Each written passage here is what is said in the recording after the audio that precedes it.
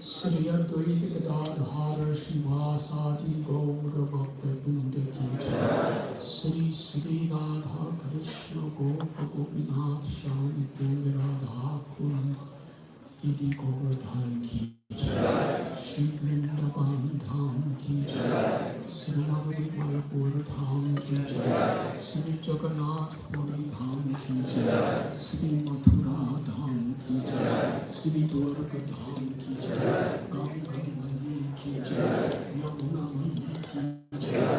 Bhakti Devi Ki Jai. Tulsi Devi Ki Jai. Samaveda Bhakta Vrinda Ki Jai. Gauda Premanande.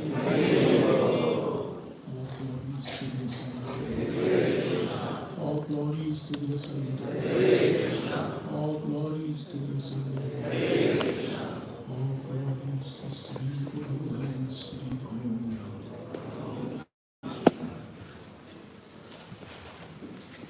Sri Guru Krishna Goswami Maharaj Ki Jai.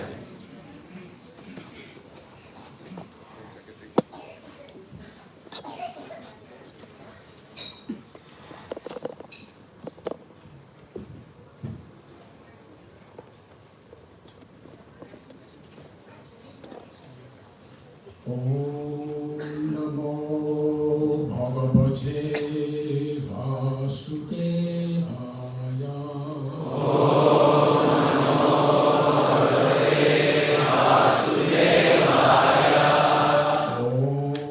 Om Namo Bhagavate Vasudevaya.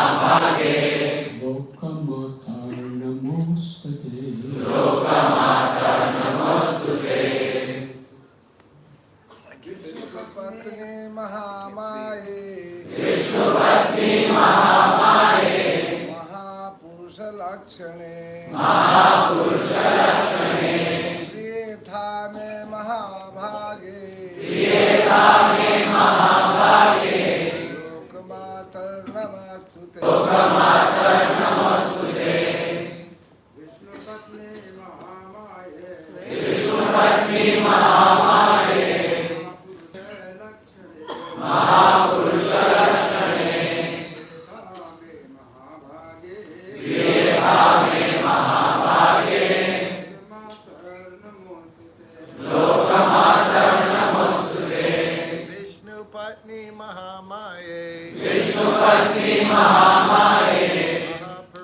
Lakshane Etame Mahabhage Kamatar Namostute Vishnupatni Mahamaye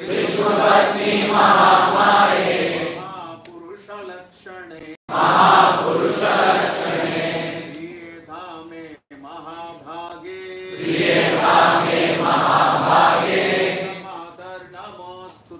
Lokamatar Namostute Vishnupatni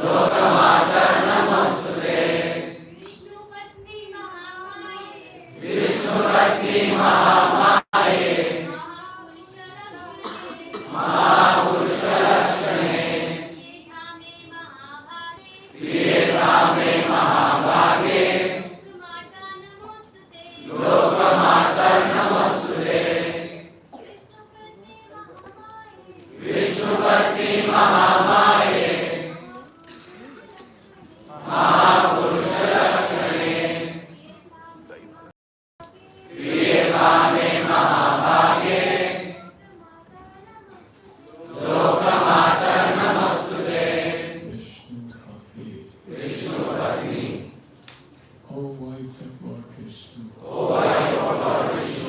Mahamaye, O energy of Lord Vishnu, Mahapurusha Lakshane, possessing the qualities and opulences of Lord Vishnu,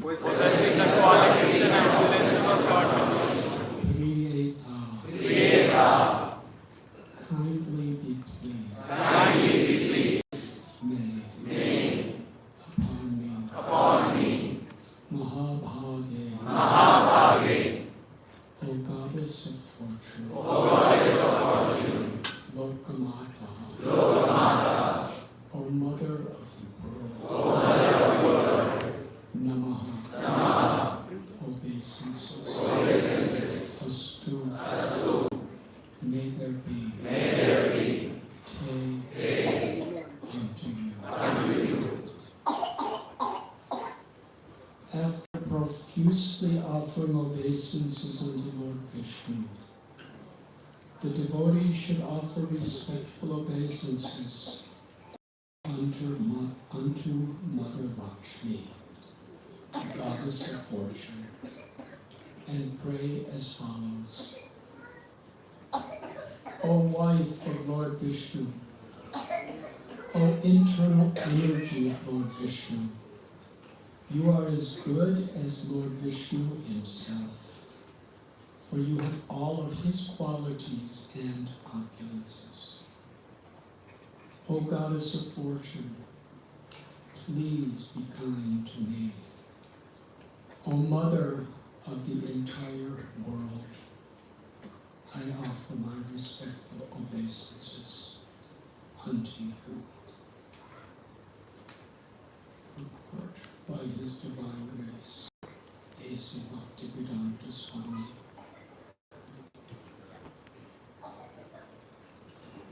The Lord has multifarious potencies. Parasya Shaktir Vikadaya Shruyate. Since Mother Lakshmi, the God, is the Lord's very precious potency. See, it's addressed here as Mahamaye. The word Maya means Shakti. Lord Vishnu, the Supreme, cannot exhibit his power everywhere without his principal energy. It is said, Shakti Shaktiman Abeda. The power and the powerful are identical. Therefore, Mother Lakshmi, the goddess of fortune, is the constant companion of Lord Vishnu. They remain together constantly.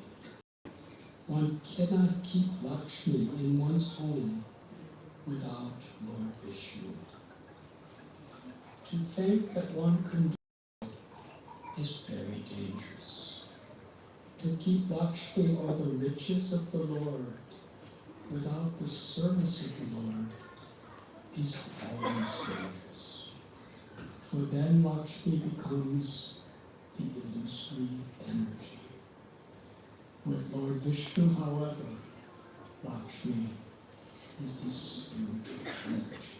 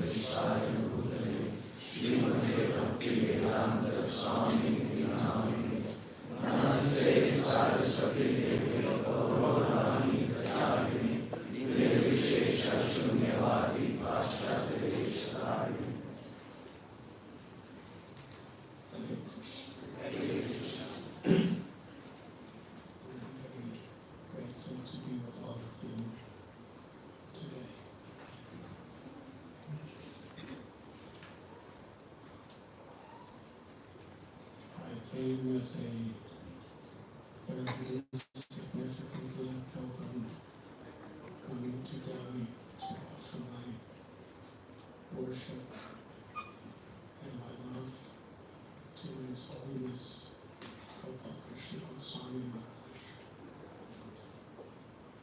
And you have received me so kindly and allowing me to serve you in this way. Thank you very much.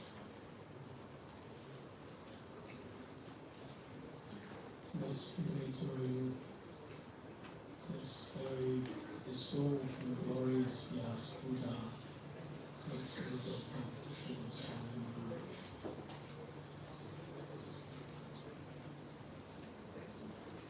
for the first time we celebrated his appearance day in the feelings of separation from his family.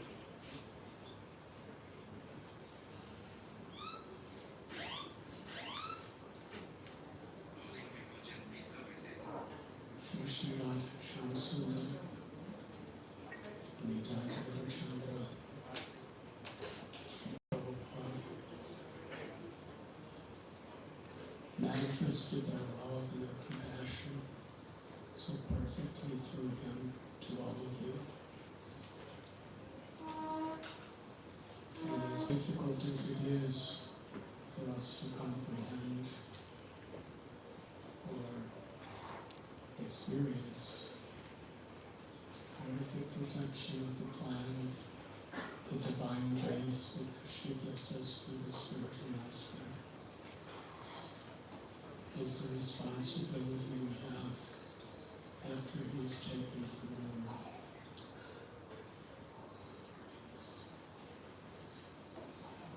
I was speaking with Rishi Kumar yesterday evening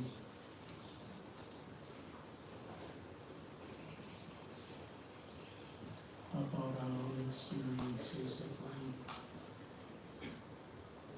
Krishna took Srila Prabhupada from us in this physical realm.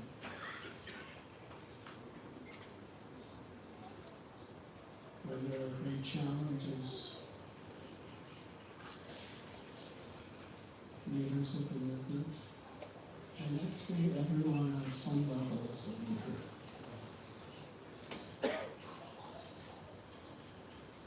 and taking responsibility for whatever level of leadership we may have, even if it's just leading our own mind and senses. Not to speak of the family or children or Sankirtan party, disciples, souls, temples. Srila Prabhupada would say that this Krishna consciousness movement was to inspire and train people to be leaders. And he was actually speaking of them now. So lead by our example.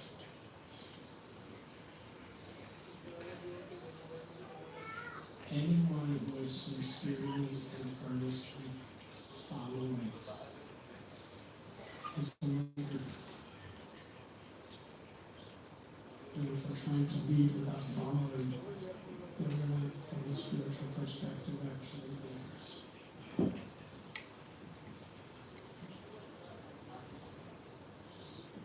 Yes, when the spiritual master is no longer physically here, he's not here to compensate directly for our mistakes, or to come to or intervene in situations. So we have an even more deep responsibility to represent than actually ever before. And that sense of responsibility is where we can find the deepest connection with Srila Krishna Swami or our spiritual masters.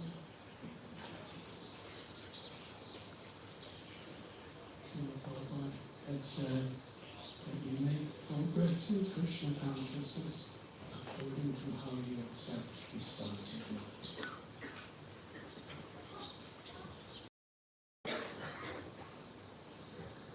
And at such a time that so many of you are experiencing, it's almost impossible to comprehend what that really means until such a responsibility is there. Srila Krishna was one that gave his life, body, mind, words, and soul to represent Srila Prabhupada. And now he is entrusted to his followers. That's a beautiful, wonderful, and enormous responsibility. And actually none of us would do it. And that is why yesterday in his wonderful Vyas Puja lecture, that was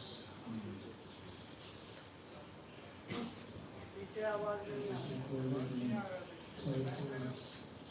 He was talking about unity and cooperation.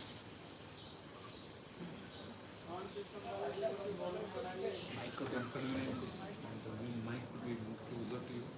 The volume is maximum, but somehow you're not able to hear you. Move the mic a little bit towards. Yesterday was like this last week.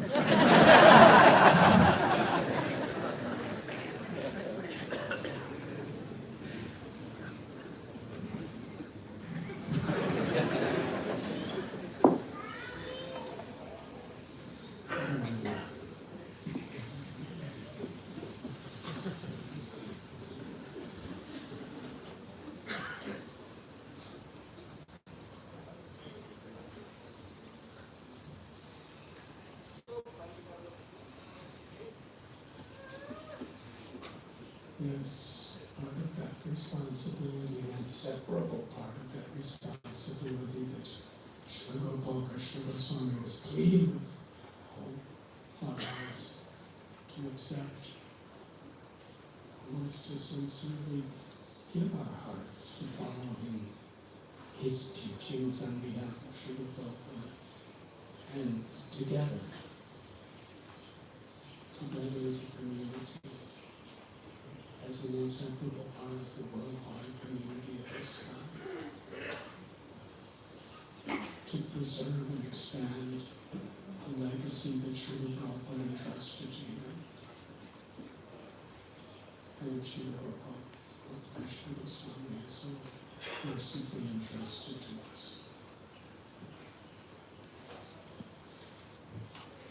To be grateful for that responsibility is to be grateful even for the hardships that it entails, and to express our gratitude to what is called tapasya,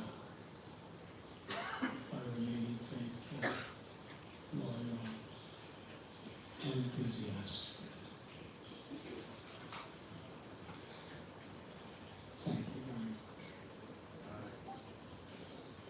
Today we are speaking from Srimad Bhagavatam, Canto 6, Chapter 19, entitled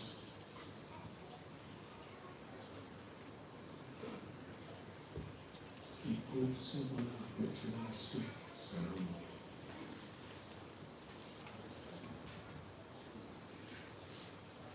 Text number 6. Very briefly, the context of this wonderful person purport. We're dealing with human nature and how great saints intervene with human nature to give the opportunity for Krishna to dance. What is the difference between material and spiritual? This is one of the principles that Srila Prabhupada and our acharyas describe, is a distinction between the Mayavad or Brahmavad philosophy and the Vaishnava philosophy. Everything within this material existence,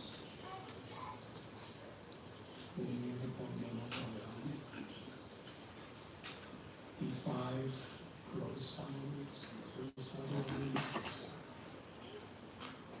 are under the control of time. And therefore everything is temporary. Everything is constantly changing.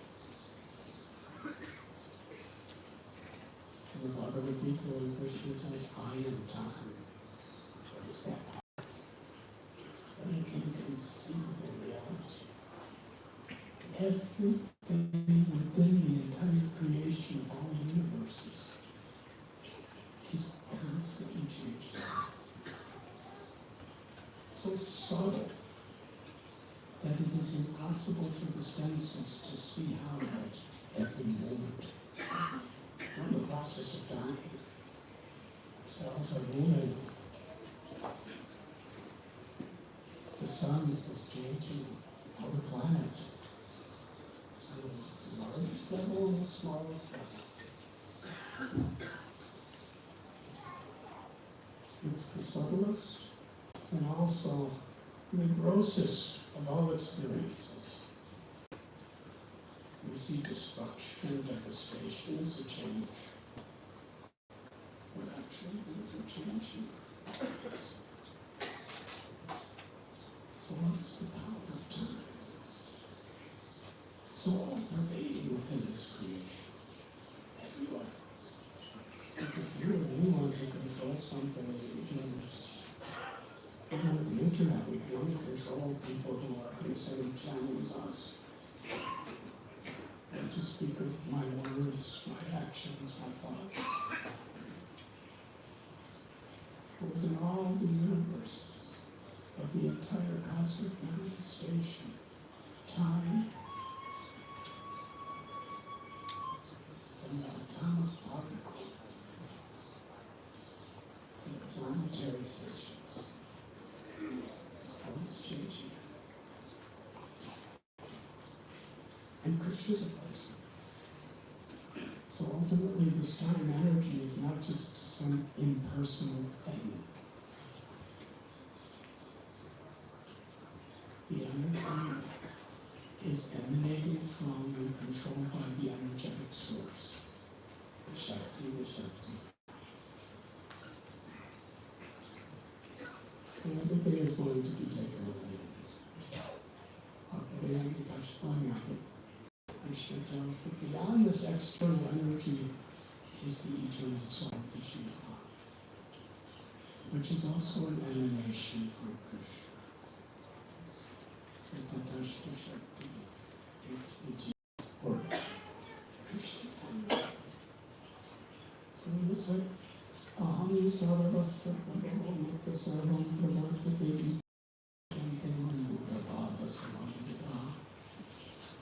all material and all spiritual worlds are emanating from me.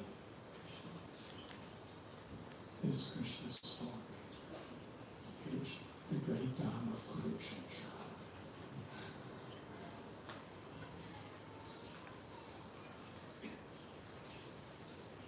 Those who are wise and know this perfectly engage in my loving service and worship me with all their hearts.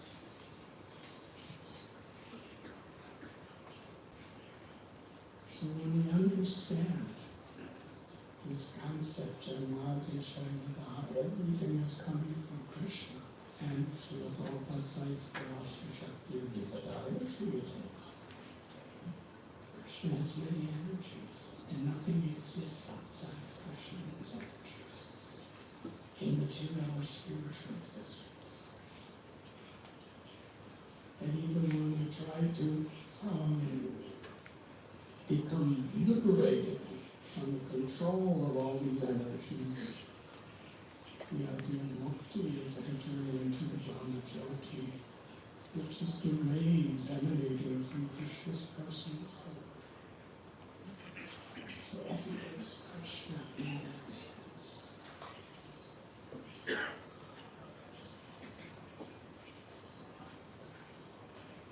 Sri Chaitanya Mahaprabhu, in his very beginning teachings to Srila Sanatana Swami, he states, Jiva Krishna Krishna, that the nature of every soul,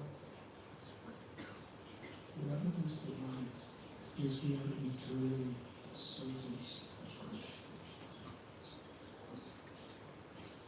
And the Jiva is, the soul is of this Tatashta Shakti, which is simultaneously one with Krishna and forever different from Krishna. Krishna is the supreme origin, and we are always subordinate to Krishna. So when we see this material energy as Krishna's property, Sarvalokanayashvara, and some Siddhi whatever we do,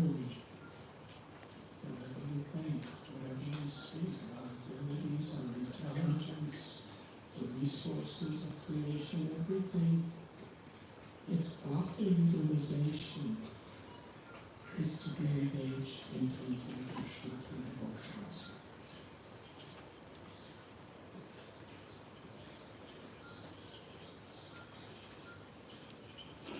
Here we find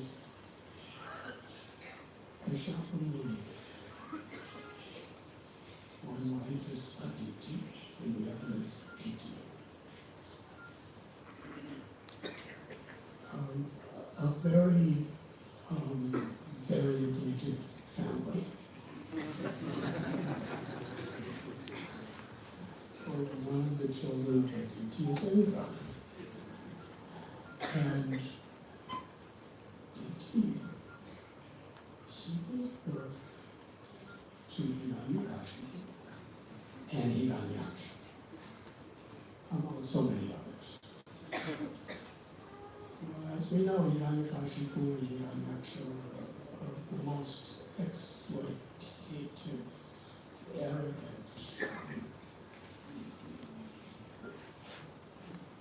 asuras and demons.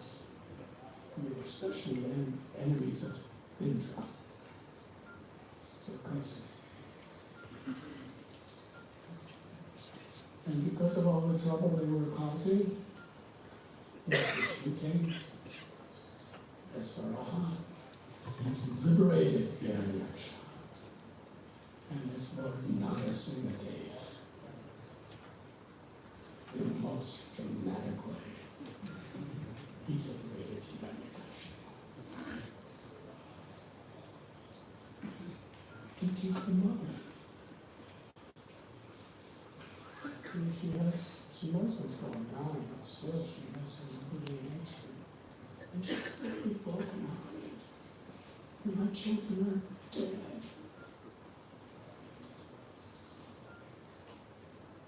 And she didn't want to blame Vishnu, because what could she do about that? She blamed Indra.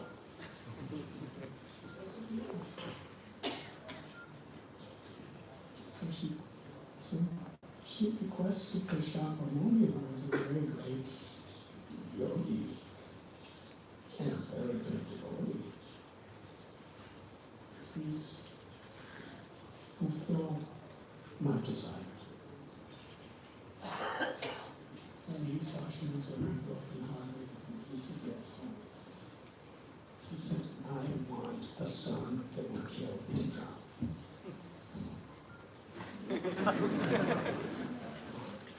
He already gave his word. He would teach her how to do it. And he couldn't go back on his word, but he realized that this is actually a big mistake.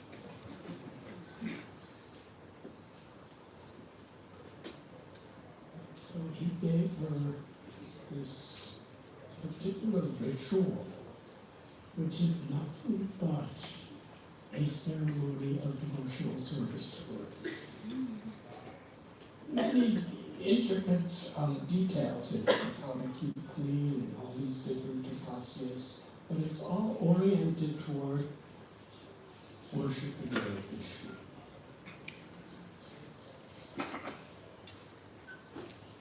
When you take initiation, Srila Prabhupada and Aracharya and Srila Gopal Krishna Goswami would have us recite this beautiful verse.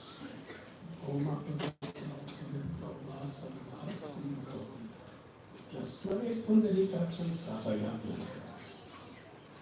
whether we are pure or impure, or even having passed through all situations of life, one who remembers the beautiful lotus-eyed Supreme Personality of Godhead becomes purified within and without.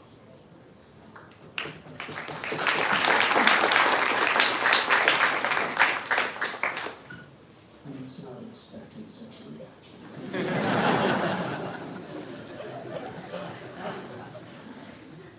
In yesterday's lecture, Srila Gopal Krishna Goswami Maharaj cited the powers of the holy names. His Hare Krishna Mahamantra. And he told how he approached Srila Prabhupada. There was a cinema in India that was actually criticizing Radha Krishna. But it was named after the Hare Krishna. So what is the religious group? You want to see it is good because they will chant Hare Krishna.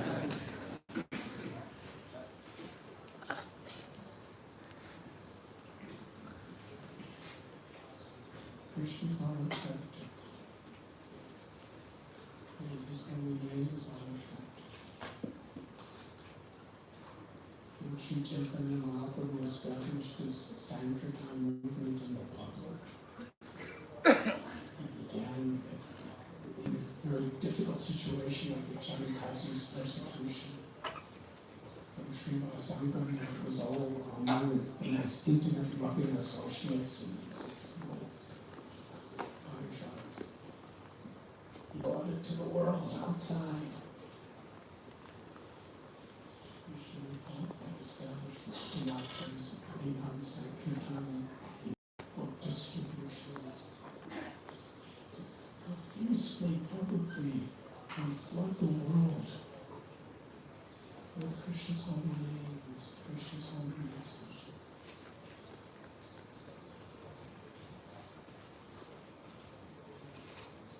So D2 is following this. And Indra, he understood that if she completes this ceremony very nicely, then he's going to die. And there was nothing he could do with all of his powers as long as she was following it properly. The ritualistic process. But somehow or other, he found that she was, after some time, she was quite tired because there's a lot of tapasya doing this. She was inattentive for just a moment. At times.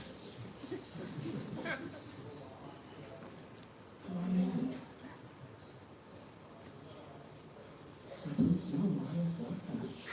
She's just waiting for us to be inattentive so she can come and trying to spoil our lives, distract us, divert us. So there was the child in her womb, and Indra with his thunderbolt.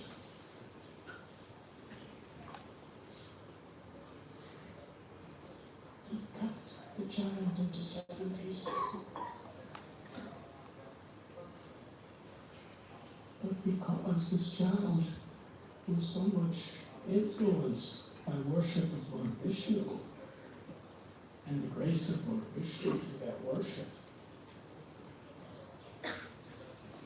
Indra saw, instead of killing one child by cutting into 7 pieces, spirit souls entered into all 7 of them. And they were all there. And this is not like the type of birth of just ordinary people that we know. This is Indra DT. This is celestial realm. So I was sitting there. And then Indra, the thunderbolt, cuts all 7, each one into 7. And suddenly there's 49 little babies looking at me.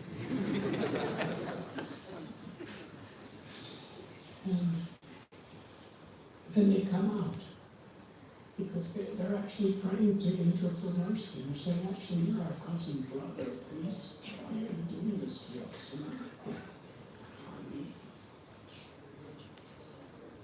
So they actually became friends. That's just hoped. And they came outside, and DT awakens, and she sees there are 49 of her babies sitting like in a sangam, and they're best friends with Indra.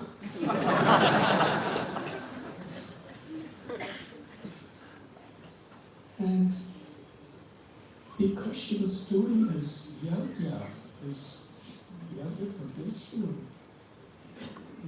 She became purified. The children became purified. And in the association, actually, even Indra became. He was already a great soul, but his mentality became pure. And he begged forgiveness from Diti, from his heart. I'm sorry, actually, I came here to kill them because I was afraid.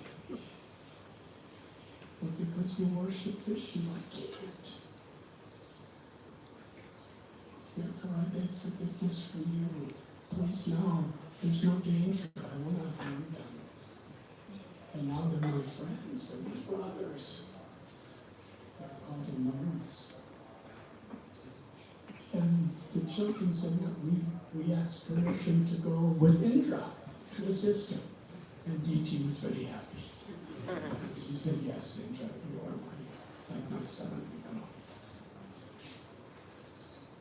So this wonderful story is told by Sukadev Goswami to Parikshit Maharaj. And Parikshit Maharaj wanted to know what actually were the procedures of that particular yajna that Diti offered in devotional service. And that is what we are reading today. Here, as part of the prayers of this wonderful offering, there is an address to the Supreme Personality of Godhead and His Shakti. It's called here the Shubhakti Mahamaya.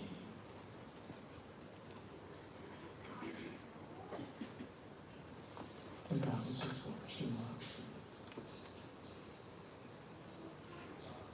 Because in the path of bhakti, worship of the Lord cannot be separated from worship of the supreme Shakti, the Hladini Shakti, the ultimate devotee of the Lord. And at the same time, we cannot separate the energy of the Lord from the Lord, or the Lord from the energy. Srila Prabhupada gives a very simple analogy, quoting Srila Jiva Goswami, something that we all experience every day. There is the sun and the sunshine. Can they ever be separated? The sun cannot exist without emitting sunshine. And the sunshine cannot emit without the sun emitting her.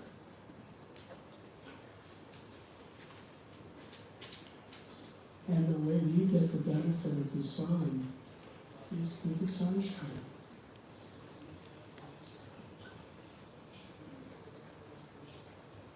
Bhakti, the practice of devotional service, is actually a manifestation of the energy of Srimati Radha.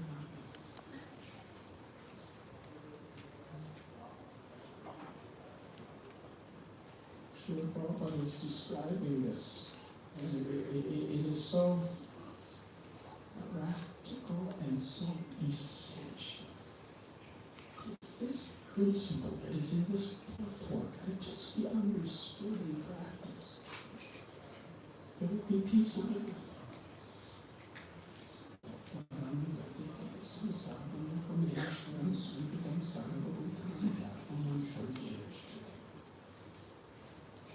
I describe this peace formula. And the possibility of real sustainable peace unless we understand these ideals. That everything that exists is God's property. Everything that exists within this entire creation is the energy of Lakshmi.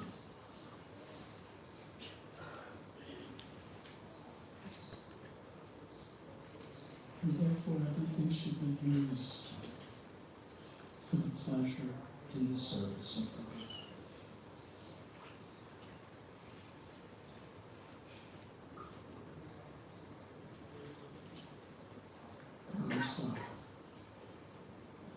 When Yogamaya was born of Yashoda in Gokul, Mahaban, Vasudeva brought her back to Mathura.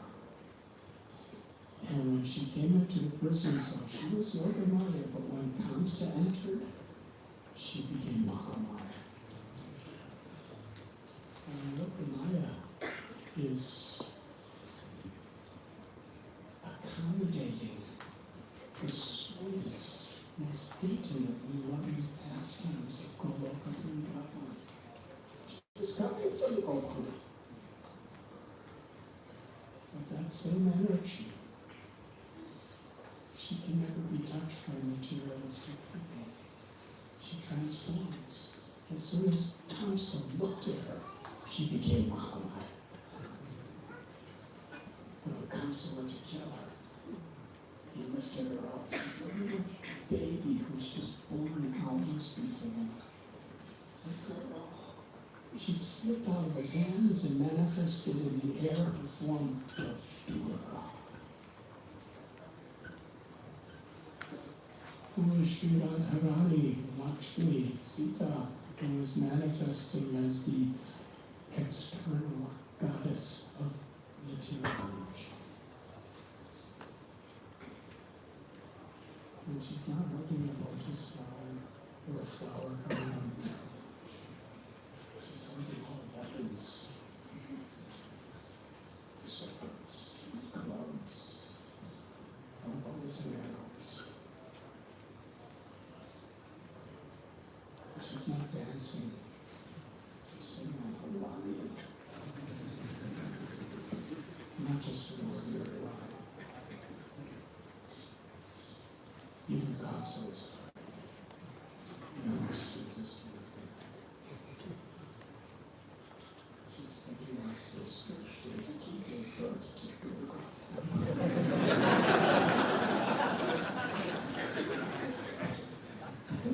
Maybe I should beg forgiveness. It's definitely an awakening.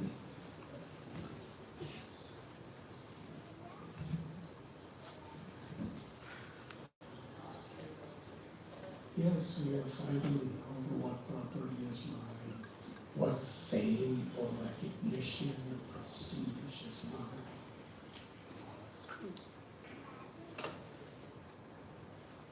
There's battles in homes,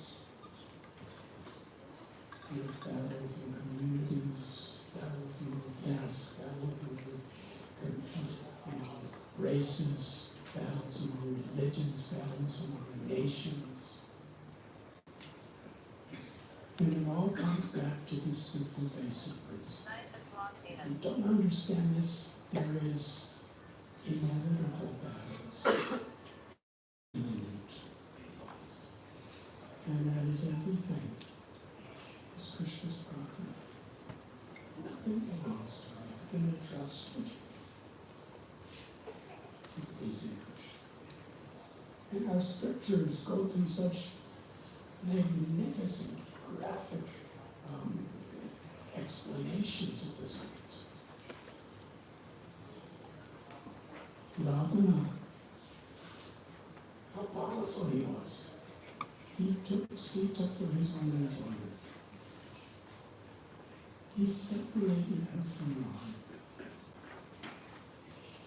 And we read in Sri Chaitanya Charitamrita, and Lord Chaitanya discovers from Guru Purana that actually Ravana cannot take Sita. It was that same principle we had been discussed. As soon as Ravana came, Sita became the external energy, Mahamaya.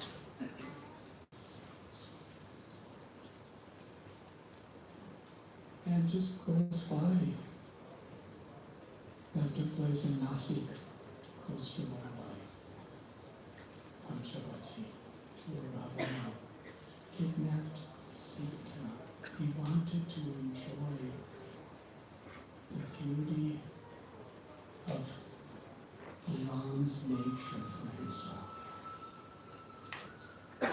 He wanted to steal Lakshmi from Narayana. in Vrindavan, Srimad Bhagavatam tells story on the day of Holika, or Holi. Just after Nanda Maharaj and the Brijabasis celebrated Shivaratri, and giving honor to Lord Shiva, soon after that came what we know as Gaur Purnima.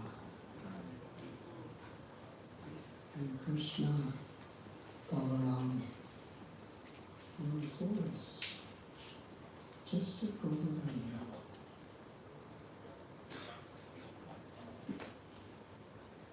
There's an area of Shamvan, Kusum Savar. They were playing in that forest. It was the night time. Everything was so beautiful. Krishna and Balaram took these gopis, they were singing. And the description that Sukadeva Goswami gives of their singing, it's totally incomprehensible to us. Raga is a combination of various notes within the melody. Krishna and Balaram could sing the entire scale of every note simultaneously. Each of them. Nobody could do more than one at a time.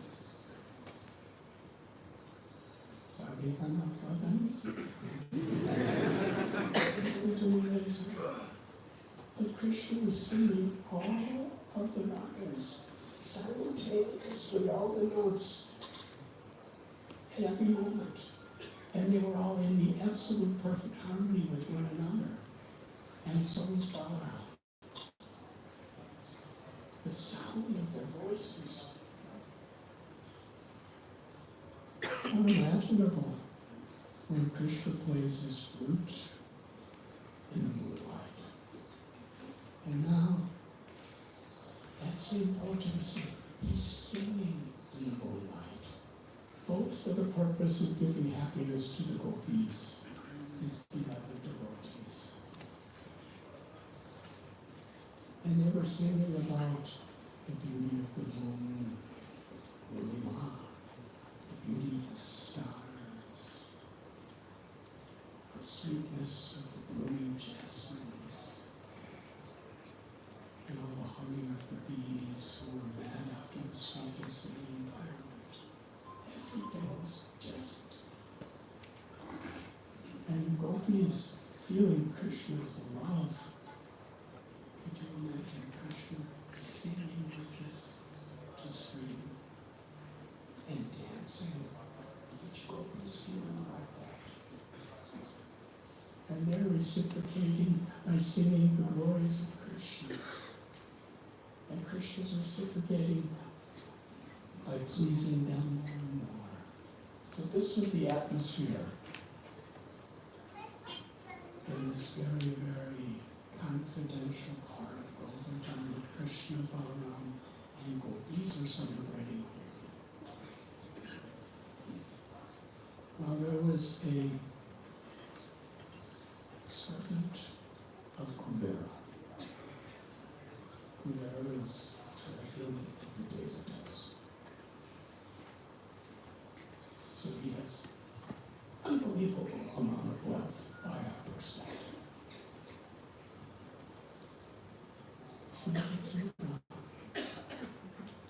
He was so wealthy, he was so intelligent, he was so powerful, he was a celestial being.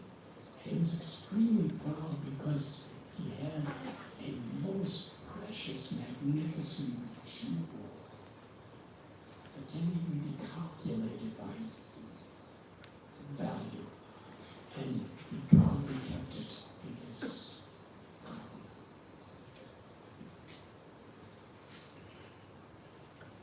And he,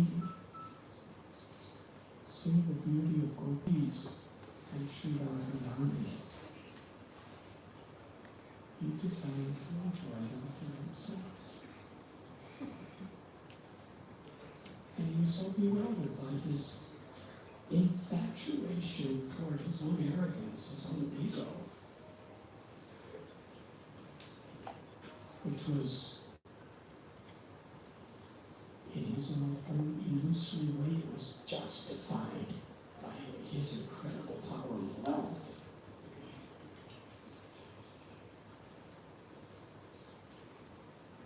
He was thinking that I am the enjoyer.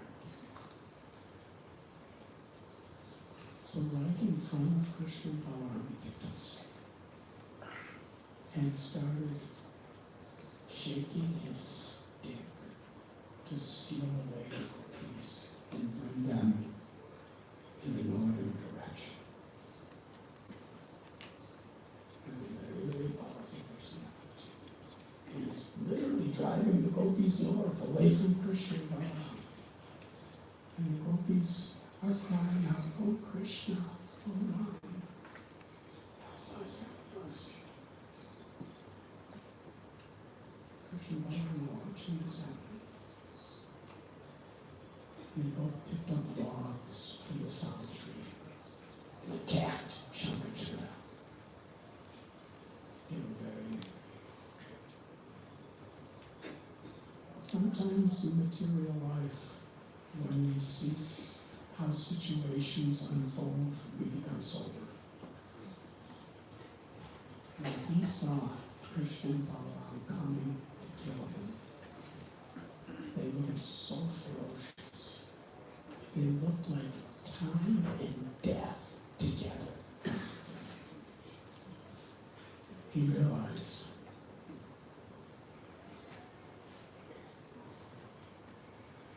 I made a big mistake. And here now is the great, powerful Shankachura, who's moments before taking Radha and gopis away from Krishna Balaram, now he leaves them behind and runs away as fast as he can. Material nature is like that. It infatuates us, and then we realize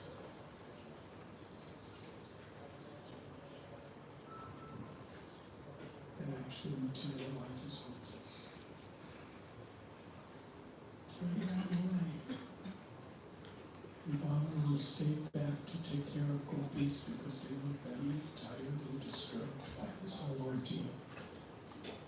Krishna attacked Shankachura.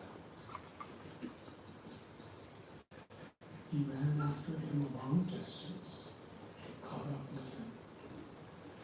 And Bhagavan Shamsundar with his fist. He hit Shankachura in the head. And you all know what happened. His head came off.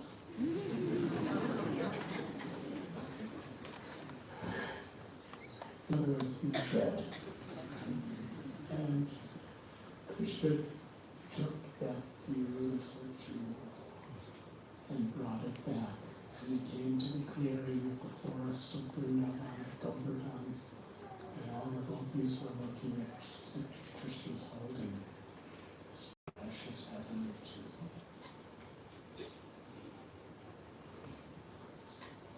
And each were thinking, would Krishna give to me?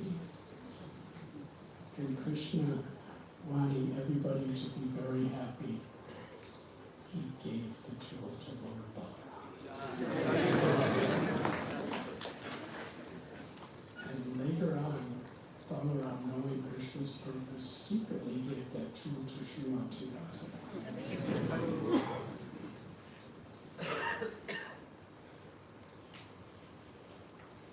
So that is the tendency, whether it's Ravana or Shankachura. We want to enjoy what is meant for Krishna's enjoyment. And that is the seed of all the sufferings within the entire creation.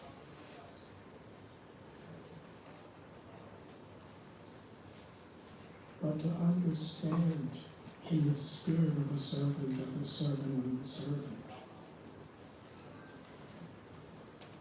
The love of Krishna in his divine potency. Lakshmi Narayan, Sita Ram, Radha Govinda. That is the process by which, that is the sacrifice by which we can actually discover the happiness that we're looking for. So in this verse, and this is happening in a previous yuga, Shakyamuni is giving this particular type of sacrifice with various mantras to deity. And we see how the whole situation is transformed because of the vibration of a connection with Lord Vishnu.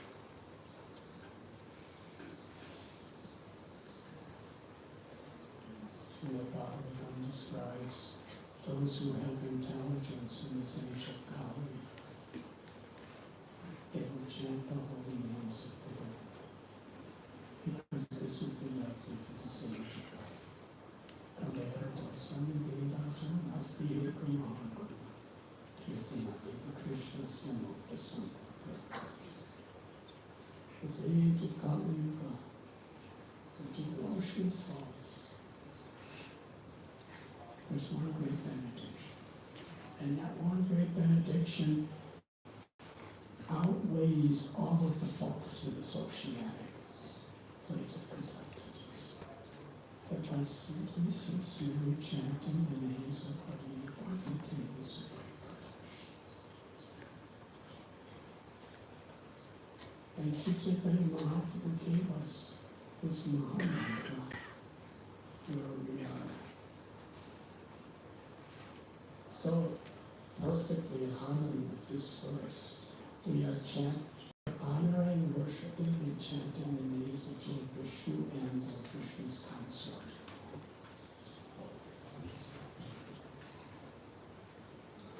There are many names of the Lord.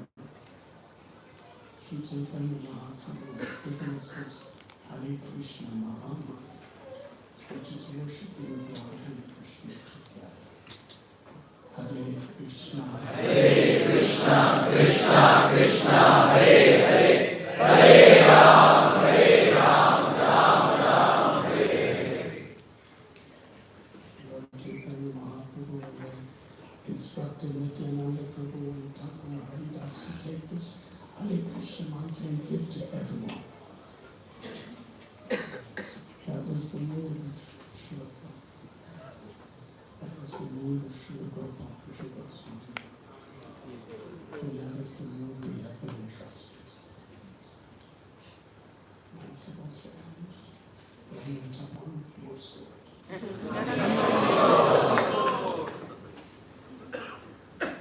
Lord Nityananda Prabhu, for the pleasure of Lord Chaitanya, because Lord Chaitanya wanted all living beings to have the opportunity to love Krishna. Prema Pumartama. This is the essence of his message. The ultimate goal of life is to love Krishna.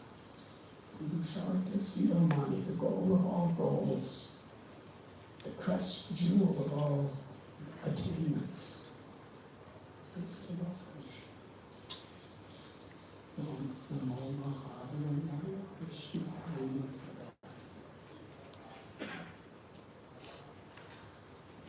And Nityananda Prabhu, to please Lord Sri Chaitanya Mahaprabhu, was so enthusiastic to give love to Krishna through the holy names of Krishna. And he empowered his beloved devotees in the same way. There was one devotee, his name Gadadhar Das.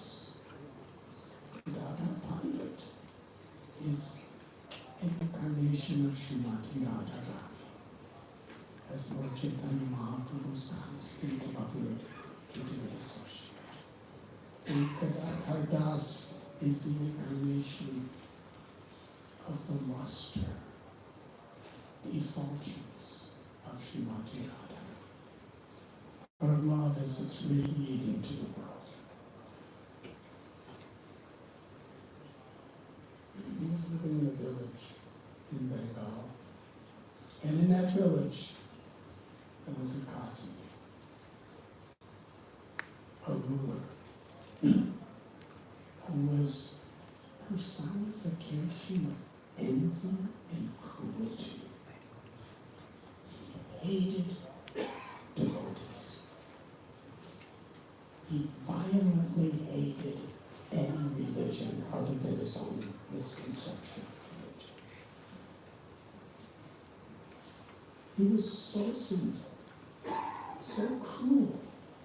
It's described in Sri Chaitanya Bhagavat. It's also mentioned in Sri Chaitanya Charitamrita that Hardas, he was so cruel, this Qazi,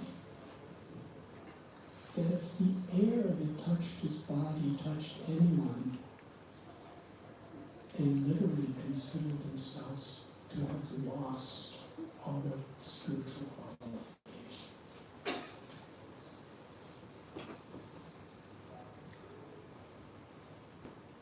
So it's nighttime,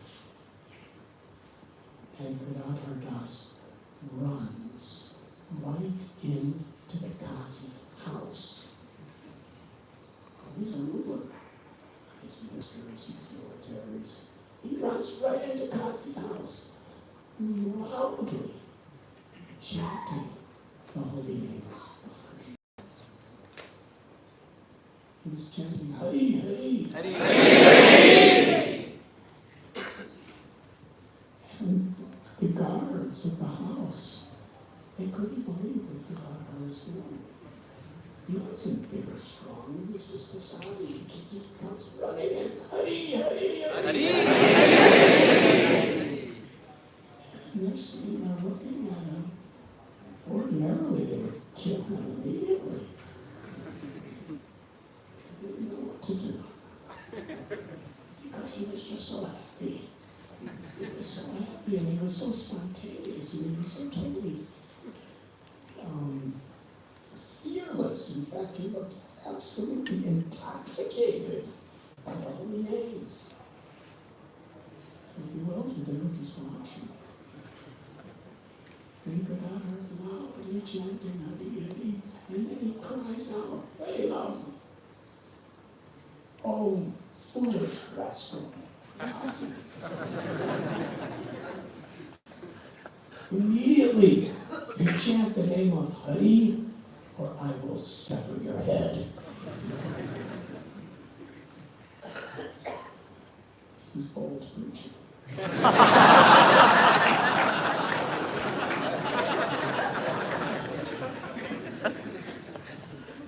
He's in another room. He hears this. He's angry as fire. He comes running with blazing red eyes, ready to kill this person who's insulting him in his own home. Not to speak of defiling it with some other religious names. He comes running in, and he sees Gadadhar, who's so simple, and so sweet, and so compassionate, and so kind, that the Qazi was disarmed. Instead of killing Gadadhar, he said, Gadadhar Das, why have you come here in the middle of the night? What do you want? Gadadhar Das replied, Lord Chaitanya and Lord Nityananda have descended into this world to remove all inauspiciousness and deliver everyone of their sins by getting us to chant the names of Hari. And everyone is chanting the names of Hari except you, Qazi. So on behalf of Lord Chaitanya and Lord Nityananda, I have come to tell you, you must chant the name of Hari. Hari. Hari. Kazi was shocked. He said, get out of dust. It's night. He said, just go home. He said, tomorrow I will chant Hari.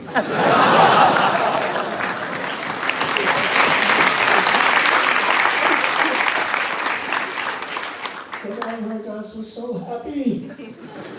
He began leaping and dancing and dancing and dancing all over the house of the Kazi. And he said, why do you say tomorrow? From your lips, you already spoke the name Hari.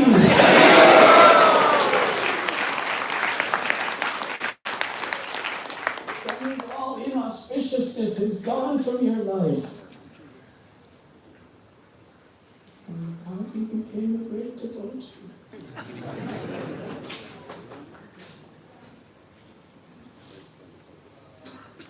So this is the principle of this wonderful verse. That Krishna is all attractive, and Krishna's pavitra is all pure. And Srimati Radharani, his Nadini Shakti, is the supreme personification of all love, all devotion, all mercy, all compassion. So what is the gift that Srila Prabhupada has given us in the form of this Harinam Sankirtan? Param Vijayate Shri Krishna Sankirtan. It is the supreme benediction for all living beings.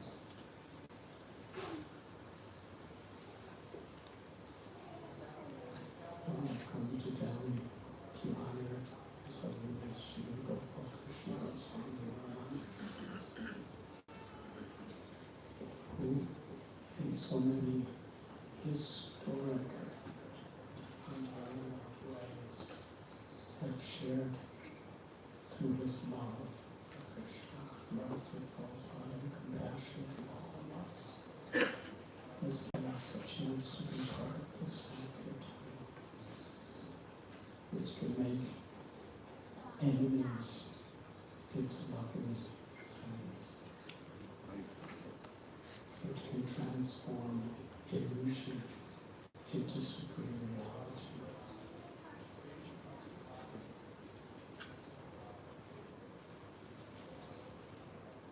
And to see Shakti Gopal,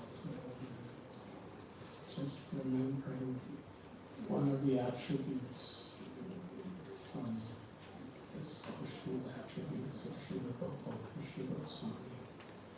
Srila Prabhupada, he wanted many temples in Delhi. And there were many temples. He wanted preaching in Russia. And Gopal Krishna Maharaj, one of the first people unto his last breath, was inspiring preaching in Russia. He wanted a temple in Africa, and he built a temple in Nairobi, a beautiful temple. But one of Srila Prabhupada's very dear desires was Kurukshetra. And practically the whole world forgot that was one of Prabhupada's very, very strong desires. There are many letters of Prabhupada writing to his different leaders all around a beautiful, magnificent temple of Krishna Arjuna in Kurukshetra. We want preaching and education in Kurukshetra University.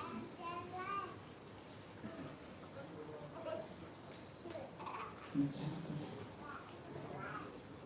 Krishna Gopal Krishna Goswami knows every detail possible of what will please Srila Prabhupada.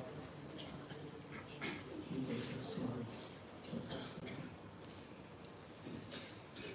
I congratulate you that you have received his mercy. Thank you very much.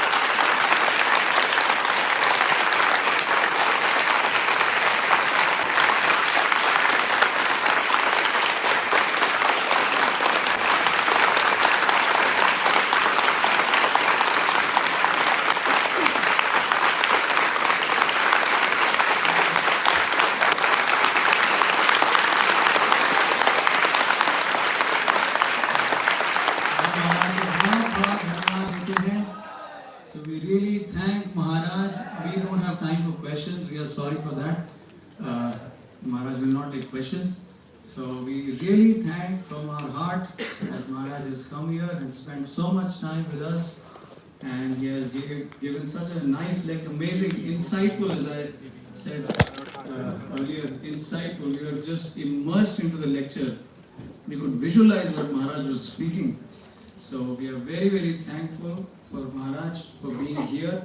And how many of us want Maharaj again? If you want Maharaj again, then one loud Harish. This has to be really, it has to reach to Gadhi. Gadhi is a village Maharaj just next to the temple. So they should also know that something is going on in the temple right now. Something amazing is happening. So we have to express this now. This is our turn. Maharaj has already given his lecture. So now come on, take a deep breath. This has to be really deep. Okay. Now, raise your hands. Okay. Hare